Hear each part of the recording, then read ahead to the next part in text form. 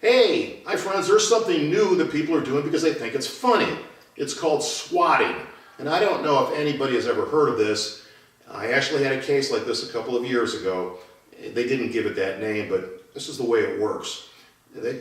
Typically they're gamers, or there's somebody that wants to get back at somebody. And what they do is they call 911 and they do it from a block number or from an app that actually changes the number you're calling from, so that they can't, they think they can't be traced back to them, but in any event.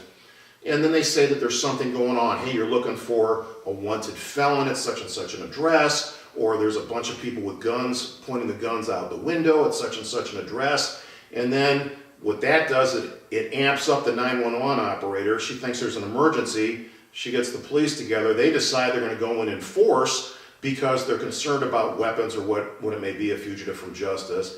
And then they show up at the house, like with a SWAT team, swatting.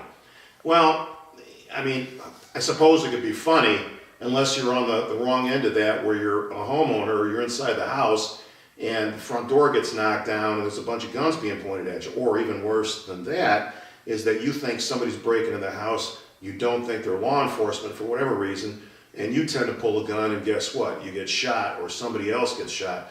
And then the person that's swatted, or call the people in under false pretenses, call the police in under false pretenses, they can be charged with a crime. And had the case that I had somebody been shot and or killed, they could have been charged with a minimum of manslaughter if they were killed.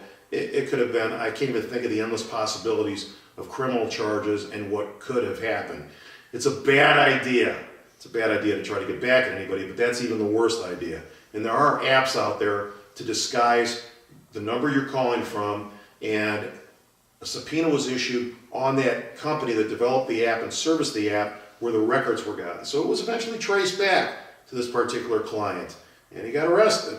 So that shouldn't be in your toolbox of getting back at anybody by any means.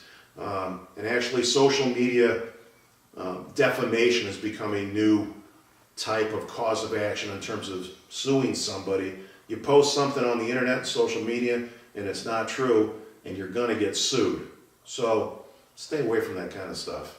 In any event, have a nice new year. Bye-bye. This posted video is in no way specific legal advice on any subject. It is intended to provide general information for the public. If you need specific legal advice, call Chuck at 480-545-0700.